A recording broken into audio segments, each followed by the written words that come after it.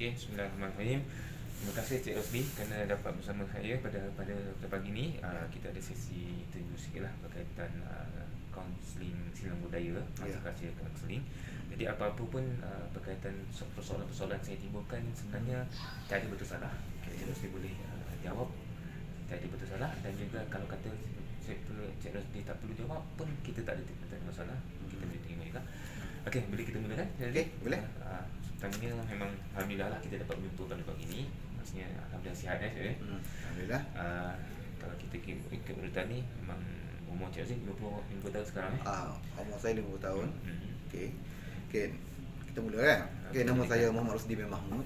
Okey, sekarang ni saya bertugas di Kementerian Belia dan Sukan sebagai penolong makanan di kluster kenegaraan. Okey, saya berumur 50 tahun. Okey, dan telah berkahwin dan mempunyai 6 orang cahaya mata. Okey, sebelum ni saya juga belajar di USIM lah, sebagai pelajar sarjana kaunseling. Okey, dan bagi saya satu pengalaman yang sangat guna lah kepada saya dalam saya apply kepada pekerjaan saya lah. Kerana pekerjaan saya ni ada berjumpa dengan ramai belia dan juga mungkin makna dan sebagainya. Boleh Cik Rosli ceritakan sikit berkaitan pengalaman berapa tahun pengalaman bekerja ataupun terlibat secara langsung dalam kaunseling tu berapa lama dah? Okey. Saya bertugas di Kementerian Belia dan Sukan ni dah daripada tahun 2002. 2002 maknanya sekarang ni tahun 2021, maknanya saya dah 19 tahun dah dalam Kementerian Belia. Dan sebelum ni saya ada bertugas di agensi lain lah, kementerian lain, dan jumlah keseluruhan saya bekerja ni dah 27 tahun lah dalam pemerintahan awam. Okey. Dan pengalaman kerja saya ni, saya bermula dengan kerja sebagai pegawai belia sukan daerah. Jadi saya berjumpa dengan ramai pihak lah. Dan kita sebagai pegawai belia sukan daerah ni, kita banyak memberi khidmat nasihat. Ada bentuk kaunseling pun ada juga kepada pengurusi ataupun jatuh kuasa tumpang belia. Bagaimana cara untuk mereka menguruskan mengendalikan persatuan mereka. Ya, betul. Dan saya juga ada pengalaman lah sebagai kaunselor lah semasa saya belajar dahulu. Kaunselor dengan klien daripada mereka yang terlibat dengan penyalahgunaan dadah dan sebagainya.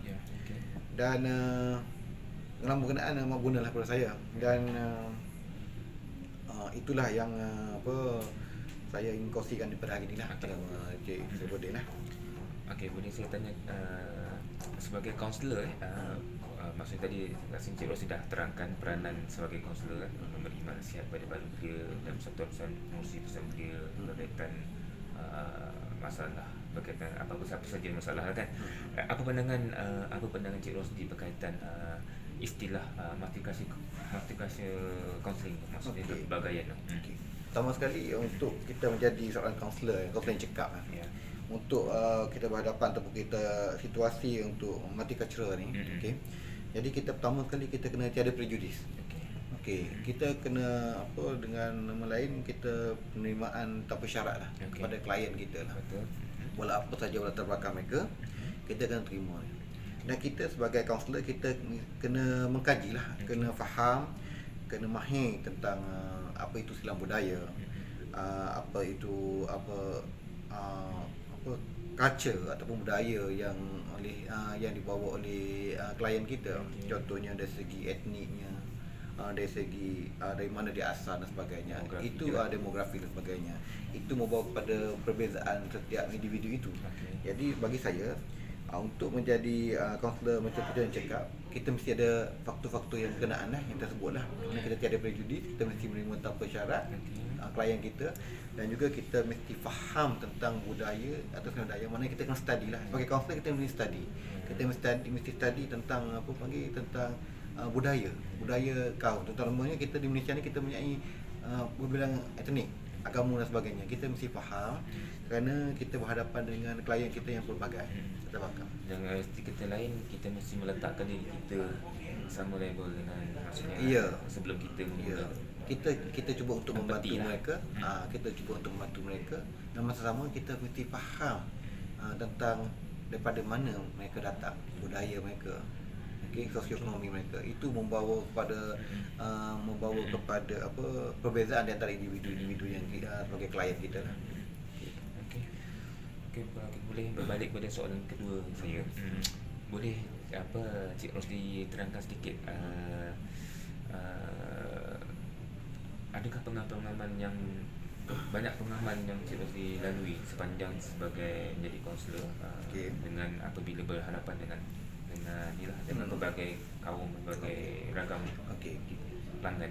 Pertama sekali kita mesti tahu klien kita tu daripada mana.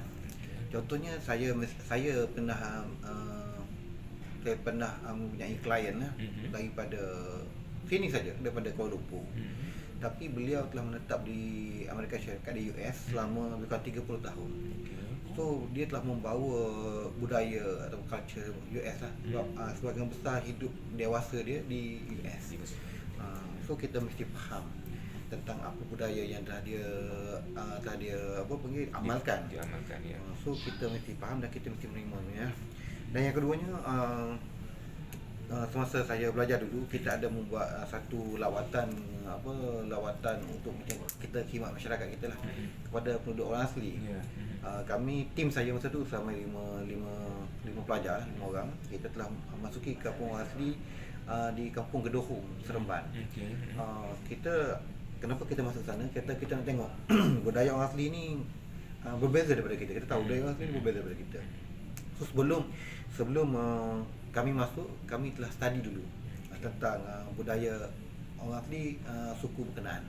Dan bila kita masuk, kita dah prepare dalam kita punya knowledge tentang budaya dia. Dan apabila setiap isu ataupun perkara yang dibincangkan di dalam sesi berkenaan kita dapat membantu mereka dengan lebih berkesan lah. Dan pengalaman saya lagi, kita ada membuat lawatan ataupun kita ada buat sesi bersama masyarakat ataupun kaum pelbagai etnik budaya di Sabah dan Sarawak. Saya pergi ke Sabah, tetapi tempat pusat rehab di Sabah itu mempunyai etnik juga daripada Sarawak. Jadi daripada situ kita dari segi budaya dia sudah berbeza, dari segi bahasa dia berbeza, daripada dari segi tingkah laku dan sebagainya berbeza. Jadi sebagaimana saya nyatakan tadi lah, kita menerima klien kita tanpa syarat. Dan masa sama kita kena study dahulu, kita kena belajar dahulu, kena fahami dulu budaya yang mereka bawa lah, supaya kita dapat menangani, kita dapat handle case kita ataupun klien kita tu dengan lebih baik lah. Itulah pengalaman yang saya ada lah. Dan dari itu saya mempunyai klien dari etnik Cina, India, Sing dan sebagainya lah. Berbagai kaum lah. Mereka membawa budaya yang masing-masing dan dengan isu yang hanya kadang-kadang kita tengok isu itu berkisar tentang dalam budaya, dalam etnik mereka, bukan kata untuk isu tu semua etnik, tak. Kadang ada isu tu di dalam etnik, hanya berlaku dalam etnik mereka sahaja. Jadi itulah kita kena faham, kita kena mendalami, memahami tentang budaya mereka. Barulah kita dapat jadi kaunselor yang cakap. Okey, terima kasih Cik Azri. Seterusnya saya nak bertanya sikit berkaitan adakah Cik Rosli mengganti satu-satu pengalaman yang luar biasa ataupun yang kritikal yang mencerminkan yang boleh meningkatkan kecekapan Cik Rosli sebagai seorang kaunselor apabila berdengan silang budaya ini? Saya ada beberapa pengalaman lah yang penting yang saya kongsikan di sini. Pertama sekali yang pengalaman saya mendapat klien yang saya katakan tadi yang 30 tahun tinggal di US Amerika. Klien ini dia seorang yang berjaya di dalam kerjayanya semasa dia berada di luar negara, dan dia telah bekerja di sana dan sebagainya, mempunyai pendapatan yang kukuh dan sebagainya. tapi akibat daripada penyalahgunaan dadah, dia telah mengalami masalah apa kesihatan mental lah. Dan cabaran saya sebagai kaunselor semasa itu adalah untuk membezakan situasi di mana dia berada dalam keadaan normal ataupun tidak normal semasa itu. Dalam masa yang sama kita meyakinkan dia bahawa tindakan yang dia ambil tu dalam keadaan dia normal lah. Okey. Dan sesi berkenaan berlangsung dalam bahasa Inggeris 100%. Sebab bila dia lama di sana, dia lebih selesa untuk menggunakan bahasa Inggeris lah. Itu satu cabaran untuk kaunselor. Maknanya kita sendiri sebagai kaunselor, kita mesti mahir jugalah dengan bahasa Inggeris sebagai bahasa kedua. Sebab kita penerimaan tanpa syarat, klien kita datang, jadi kita setiap apa yang diajukan kepada kita, pandangan dan sebagainya, bagi kaunselor kita tak boleh bagi pandangan, cumanya kita kena bagi panduan. Kita kena drive kita punya klien supaya dia dapat jumpalah penyelesaian yang dia carilah pada isu yang dia alami. Okey. Klien saya berkenaan dia mempunyai sedikit masalah dan dia dihantar ke pusat pemulihan oleh keluarganya disebabkan oleh masalah berkenaan. Dan dalam masa sama dia punya isu di mana dia cuba untuk meyakinkan kepada keluarganya, kepada parentnya bahawa dia telah sihat sebenarnya. Dalam masa sama kita sebagai kaunselor, kita melihat dari segi severe dia kat mana. Adakah dia betul-betul telah normal? Adakah dia betul-betul telah sedar tentang kesilapan? Dan kita sebagai kaunselor kita kena drive dia sebagai untuk apa tindakan yang dia sebenarnya. Kita sebagai kaunselor kita tak boleh bagi nasihat kepada dia untuk buat itu dan ini, tak boleh. Cuma kita membantu dia untuk mencari apa yang sebenarnya yang dia perlukan sebenarnya. Itu cabaran yang sangat penting untuk membezakan di antara keadaan dia semasa itu. Maksudnya kat situ dia menguji kecekapan. Ya, dari segi kita kena identify sama ada apa yang dikatakan itu adalah dalam keadaan dia dia normal dan sebagainya. Sebab dia mempunyai masalah kesihatan mental. Okey, itu yang pertama. Okey, yang kedua, pengalaman saya semasa saya buat lawatan ke Henry ni. Kita mempunyai seorang klien remaja di bawah umur. Okey. Yang dimasukkan ke sana akibat daripada kesalahan jenayah lah. Tapi sebabkan dia berumur, dia masukkan Henry ni lah. Dia seorang kita pada luaran ni kita nampak dia seorang yang ganas lah. Okey. Tetapi dalam masa yang sama, bila kita sesi itu berlangsung, baru kita tahu bahawa jauh di sudut hatinya dia adalah seorang yang lembut dan sebagainya. Jadi cabaran kita adalah untuk mengeluarkan dalamannya disebabkan oleh ego beliau. Dia telah block dia punya yang sebenarnya dia ni. Jadi cabaran kita untuk dia mengakui dia punya kelemahan dan juga mengakui kesilapan beliau yang lampau dan cuba untuk perbaikinya dengan menolak ataupun dengan mengetepikan ego beliau. Itu cabaran kita yang paling penting sekali. Dan ada banyak lagi pengalaman saya, termasuk ada juga selebriti dan sebagainya. Jadi kita sebagai kaunselor kita kena tiada sentimen. Kita kena tiada prejudis dan sebagainya. Kita cuba bantu klien kita sebaik mungkin supaya mereka jumpa ataupun supaya mereka dapat apa yang mereka cari untuk memperbaiki diri mereka ataupun kesilapan mereka yang sebelum ini dengan daripada dia sendiri, maknanya penyesalan, kekesalan dan sebagainya. Cuba untuk memperbaiki diri mereka ke arah kehidupan yang lebih baik selepas itu. Nampaknya memang adalah perkara-perkara yang luar biasa lah, maksudnya kat sini dalam sesi sebelum-sebelum ni. Maksudnya pengalaman Cik Rosdi memang ada pengalaman yang luar biasa yang terpaksa dihadapi dan itu menyebabkan boleh meningkatkan lagi kecekapan Cik Rosdi sebagai seorang kaunselor lah. Jadi kita kena tempuh lah tu lah. Okey. Satu lagi Cik Rosdi, bolehkah saya teruskan mungkin sikit lagi kot. Apa pandangan Cik Rosdi berkaitan kelebihan seorang kaunselor mati kasih rasanya? Apakah kelebihannya? Lebih untuk memahami klien kita lebih mudah ataupun macam mana? Okey, kelebihan untuk kaunselor yang mengendalikan ataupun yang mempunyai pelbagai budaya ni lah, kepelbagaian budaya ni. Kaunselor kenderaan akan lebih, bagi saya, berpengetahuan. Kita sebagai kaunselor, kita mempunyai pengetahuan, kita mesti lebih. Kita mesti lebih kerana kita akan berhadapan dengan klien-klien kita yang daripada pelbagai. Jadi kita dengan sama, kita dalam kaunselor ni sendiri, dia mesti membuat kajian, membuat kajian, mempelajari lebih lanjut ataupun menambah ilmu-ilmu yang perlu ada dalam diri mereka. Di samping teknik-teknik kaunseling yang telah kita pelajari, kita juga kena faham tentang apa itu, contohnya macam silang budaya, kepelbagaian etnik, sosioekonomi sesebuah kaum ataupun sosioekonomi individu sendiri. Jadi dengan kita memahami keadaan mereka, kita dapat mengendalikan sesi kita dengan cekap dan berkesan. Yang pertama, yang kesan selepas kita, yang penting kesan selepas sesi kita. Contohnya seorang klien ni kita mempunyai 3 sesi bersama mereka. Sepertinya sesi yang ketiga tu telah memberikan kesan yang mendalam kepada klien berkenaan dari segi bentuk perubahan dirinya, sikap dan sebagainya. Jadi kita sebagai kaunselor, kita mesti dapat menyelami bersama-sama dengan klien apa yang mereka hadapi, dan kita cuba untuk memandu mereka untuk menyelesaikan masalah atau isu yang berada dalam diri mereka.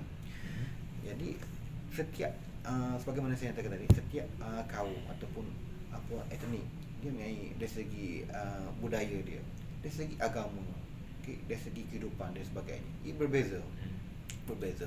Jadi bila kita tengok klien kita dari segi ini, kita pada awal sesi kita tu, kita telah dapat memahami. Kita dapat kita perlu memahami, kita perlu mendapatkan maklumat sebanyak mungkin daripada klien berkenaan, dari segi latar belakangnya, kepribadiannya dan sebagainya, selama mana klien itu telah percaya pada kita dan ingin berkongsi pada kita. Bila kita dah memahami pada awal sesi kita, sesi bonding kita dengan klien kita, bila klien kita dah memahami awal dan dah berkongsi dan kita dah ada satu bonding dengan kita, barulah kita dapat membantu dia dengan lebih berkesan apa isu dan sebagainya. Isu ni banyak berkisar tentang kehidupan dan sebagainya. Kita banyak boleh drive. Sebenarnya benda ni ada dalam diri dia. Kita cuba keluarkan apa yang ada dalam diri dia, dan masa yang sama dia faham tentang apa yang isu yang dia hadapi. Terima kasih. Terima kasih Cik Rozi. Banyak tu penerangan, banyak pengalaman yang telah dilalui kan. Memang saya nampak memang itulah keperluan yang perlu ada pada seorang kaunselor, dan lebih lagi dari segi kaunseling silang budaya ni, memang kita perlu mempunyai ilmu-ilmu, mempunyai pengalaman, dan ilmu-ilmu itu semua pun kita dapat kebanyakannya daripada pengalaman lah kan. Dari pengalaman, kalau setuju lah, kalau saya katakan banyak pengalaman, maka kita akan lebih cekap lah kat situ. Klien akan lebih selesa bila dia mula percaya kepada kita, menaruhkan kepercayaan ataupun dia ada trust. Bila kita dah bonding pada awal sesi kita dah dapat trust daripada klien. So kita dapat membantu dia. Sebenarnya kita ingin membantu mereka. Bila kita dapat trust, secara tak langsung sebenarnya kita nak membantu, tapi kita tak direct, indirect tu kita membantu lah. Selagi mana klien itu ingin berkongsi dengan kita, sebab itulah pentingnya kita memahami budaya dia, sosial dan sebagainya. Sebab kerana daripada kita memahami, kita dapat lagi cuba untuk menyelami apa yang mereka cuba kongsikan dengan kita, dan sama cuba dia akan menyelesaikan masalah yang dihadapi lah. Itulah, kita pun dah di penghujung sesi interview ni Cik Razbi. Boleh kalau saya katakan, mungkin soalan terakhir daripada saya lah. Bagi pandangan Cik Razbi, adakah faktor lain, rasa mungkin ataupun Cik Razbi sudah bercakap tadi, adakah faktor lain yang boleh menimbulkan menyebabkan seorang kaunselor itu lebih cekap, maksudnya mungkin mengikuti kursus ataupun program? Seorang kaunselor, Cik Razbi bersetuju? Ya, betul. Seorang kaunselor dia mesti sentiasa menambah ilmu yang ada lah, dengan ada segi pembacaan, jurnal-jurnal dan sebagainya, kes-kes yang terdahulu, ataupun dari segi membaca tentang budaya itu sendiri. Kita di Malaysia ni kita pelbagai etnik. Pelbagai kaunselor di mana kita saja kita berada, kita mesti sentiasa bersedia untuk menerima klien kita tanpa syarat. Bagaimana saya kata. Dan untuk itu kita mesti pertama sekali kaunselor ni dia mesti tiada bias. Kita mesti tiada prejudice. Kita mesti willing to help, maknanya kita mesti sentiasa bersedia untuk membantu. Dan dalam masa yang sama kita mesti memahami daripada mana, dari segi macam sebagaimana yang saya katakan tadi, dari segi budayanya, dari segi etniknya, dari segi sosioekonomi. Kadang-kadang dia dari segi etnik yang sama tapi sosioekonomi yang berlainan, menyebabkan budaya yang diamalkan oleh mereka itu ada berlainan. Sosioekonomi. Orang di bandar, contohnya orang Melayu di bandar lain budaya dia, orang Melayu di kampung contohnya. Orang India di bandar lain dengan orang di kampung, Cina dan sebagainya itu sama. Jadi walaupun kita dalam negara kita, satu negara kita, tapi berlainan amalan dari segi, mungkin dari segi didikan dan sebagainya. Jadi kita sebagai kaunselor kita mesti mendalami banyak ilmu-ilmu bagaimana yang kita perlukan untuk kita dapat menghandle ataupun sesi kita dapat kita langsungkan dengan baik dan berkesan. Setuju kalau saya katakan Cik Rosdi, sebagai seorang kaunselor, ingin menjadi seorang kaunselor memang perlu mendapatkan ilmu melalui pengalaman kerja, melalui sesi-sesi bersama klien, dan itu semua sangat membantulah. Lebih banyak sesi yang kita kendalikan, lebih banyak ilmu yang kita hadapi, yang kita dapatlah. Okey, terakhir Cik Rosdi, kali terakhir ni sebenarnya ni saya ingin terakhir. Apakah nasihat Cik Rosdi kepada para kaunselor pelatih ataupun yang baru nak mulakan pengalaman klinikal mereka untuk sesi praktikum ataupun apakah nasihat? Pertama sekali kita mesti jelas. Kita mesti jelas tujuan kita. Tujuan kita belajar ni lah untuk dapatkan ilmu dan sebagainya. Dan jika kita ingin mengendalikan satu sesi, kita mesti jelas teknik yang kita gunakan yang bersesuaian dengan klien kita. Seandainya kita berhadapan dengan klien kita yang mempunyai sejarah penagihan yang lama, apa teknik yang kita perlu gunakan. Klien kita yang mempunyai isu ataupun masalah kekeluargaan, apa yang teknik kita perlu gunakan. Kita maknanya teknik itu perlu jelas. Dan sebagai kaunselor kita ini sebagai bukan penasihat, kita bukan sebagai pemberi pendapat dan sebagainya. Kita memandu arah kepada klien kita untuk dia jumpa apa yang dia cari, contohnya ketenangan ataupun untuk perbaiki diri dan sebagainya. Jadi untuk menjadi kaunselor baik, kita mesti jelas dengan objektif kita. Kita mesti jelas objektif kita. Di samping ilmu yang kita perlu ada sebagai persediaan kita untuk berhadapan dengan pelbagai latar belakang klien kita. Jadi ketika silang budaya, dari segi silang budayanya, dari segi pelbagai aspek lah. Maknanya kita lagi banyak sesi yang kita buat, lagi banyak ilmu yang kita dapat. Dan yang paling utama, kita jangan ada sifat prejudis kepada klien kita. Kita jangan ada sentimen, contohnya kita terus labelkan klien kita sebagai tak baik, jahat dan sebagainya. Kita sebagai kaunselor kita cuba untuk bantu mereka untuk contohnya untuk menjadi seorang yang lebih baik lepas ini. Contohnya kita cuba bantu. Sejarah hidup mereka adalah itu di luar kita punya ni. Tapi kita jadikan sejarah hidup mereka itu sebagai panduan kita mengendalikan sesi kita. Tapi kita jangan ada prejudis dengan apa yang berlaku sebelumnya. Kita mesti menerima klien kita tanpa syarat. Cuba bantu klien kita, insya-Allah usaha kita akan diberkati lah. Terima kasih banyak Cik Rosdi atas pandangan, atas nasihat, atas pengalaman yang diberikan, makluman yang saya rasa sangat berguna lah sebagai seorang kaunselor pelatih ataupun sesiapa sajalah yang ingin memasuki bidang kaunseling, perlulah seperti yang Cik Rosdi katakan tadi, memang saya rasa sangat berguna kepada kami sebagai kaunselor pelatih. Dan dan juga ianya sangat membantu lah daripada makluman yang Cik Rosli bagikan. Memang saya rasa memang cukup untuk membantu pada kami lah sebenarnya. Jadi ada apa-apa soalan Cik Rosli nak tanya?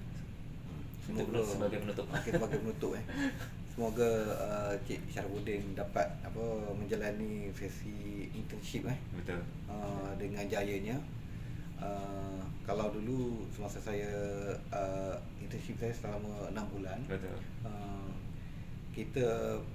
Saya masa dulu kita buat dua sesi, satu di tempat pemulihan akhlak, tempat pemulihan layahan yang berbentuk keagamaan, dan satu lagi yang konvensional lah. Di situ kita lagi banyak sebenarnya kita punya pengalaman lah. Maknanya kita kena ke pelbagai lagi kita punya ni demi kita punya kemajuan kerjaya kita lah. Okey. Kita kena pelbagaikan kita punya situasi yang akan kita ni untuk akan mematangkan diri kita sebagai kaunselor, menambahkan lagi keyakinan diri sebagai seorang kaunselor. Okey. Rasanya itu saja Cik Rosli. Rasanya terima kasih banyak meluangkan masa kepada saya walaupun dalam kesibukan bekerja. Okey, kita tamatkan sesi pada hari ini. Terima kasih banyak. Okey, Assalamualaikum.